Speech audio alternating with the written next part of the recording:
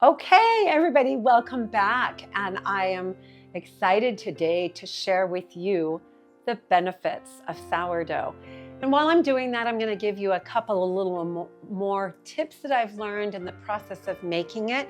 Number one is the preference of white salt over the pink salt.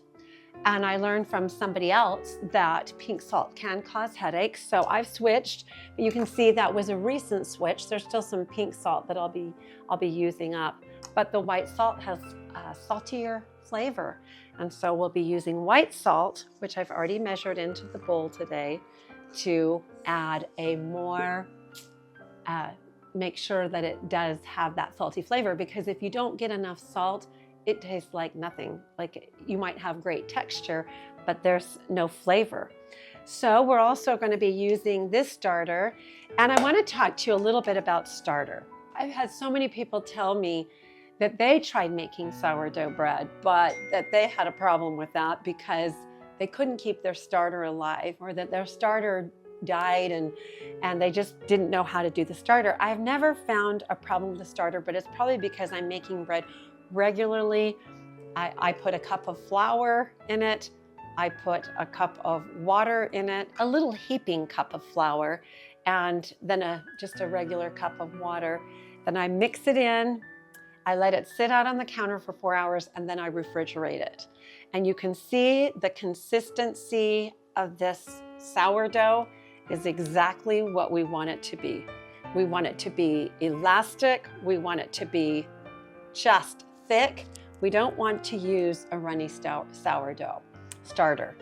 So feed your sourdough starter, and I don't leave mine out. I used to leave mine out on the counter for a couple of days. I would feed it every day, but I've noticed that when I put it in the refrigerator, I don't have to feed it every day. I feed it every time I make more sourdough. So we're going to start with we've already got the salt, sea salt, in the bowl, and now we're going to use this, and we're going to measure out probably a heaping cup, because this doesn't just break off at a cup. So we're going to do the cup and then some of starter. And you can see how beautifully elastic that is. I'll scrape that all out, and it's okay if it's a little bit more. I love the way my bread turns out, so I'm not worried if I have extra starter in there. And then 2 cups of water. So we're going to have our 2 cups of water into our sourdough mixture. And we'll just add that.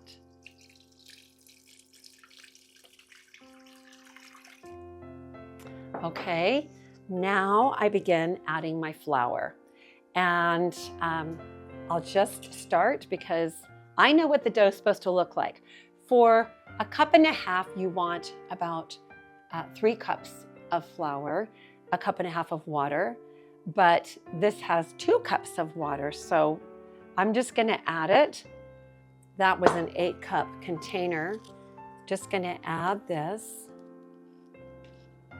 And I really love making it by hand. I have to say, I did get a quality machine from Vever, and when I'm making 6 loaves at a time for a 12 loaf order, I'll make it in that, because that's just a lot of kneading on my hands, and I love the way it turns out. It's beautiful. But just for the mindfulness and the spa-like feel of just the mixing of the dough, you can see what it looks like right now, and that's great. I'm going to add some more, and I'll just use this little spatula because it's okay. So now I'm just mixing in that next helping of flour, and you can see, well, it looks like you might think, oh, she added too much flour, but I've learned to eye this, and so we just get it going. And in a sec, I'll start using my hands, which I washed right before I began this little video. So now we're going to just start kneading with hands. You can see that it's a shaggy dough, but it will become smooth. And then I've got this container over here to my left that I've already put a little olive oil into it so that I can put my dough directly into the container when it's ready to start what is now a 48-hour ferment. So now I have been fermenting all my loaves to 48 hours, and I have found that my customers are saying, wow, what did you do? This gives me no bloating, it gives me no indigestion. And so it's the fermentation process that goes through 48 hours. I do the first 6 hours, whatever, on my kitchen counter as soon as I make it. It just stays at least 6 hours outside, and then I go ahead and put it in the refrigerator for the next hours. So it's got a good 2-day ferment on it. And the fermentation is really important. All of us who thought we were buying sourdough bread at the grocery store found out with a little study that that is not what we were getting. We were getting citric acid in our sourdough. We were not getting a craft sourdough. And I like this a little bit more floury.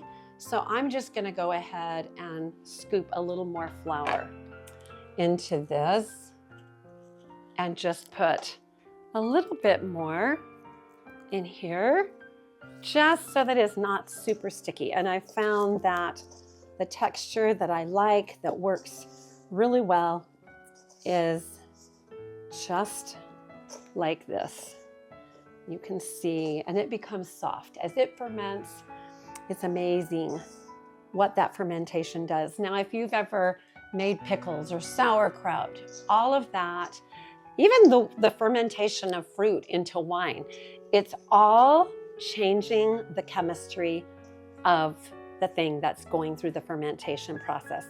And this is like an external digestion process, so that when it gets into your body doesn't have to work so hard to break down the gluten in the flour, because it's already been pre-digested, so to speak, by the process of the fermentation. So now we put that loaf into the container. You can see my hands have shaggy dough on them, and that's okay. I'm just gonna kind of punch that down just a little bit, not hard, but just punch that down a little bit, put the lid on it, and that's where it will stay overnight, 2 nights, because it's about 3 o'clock here. It'll be fermenting for the next 48 hours.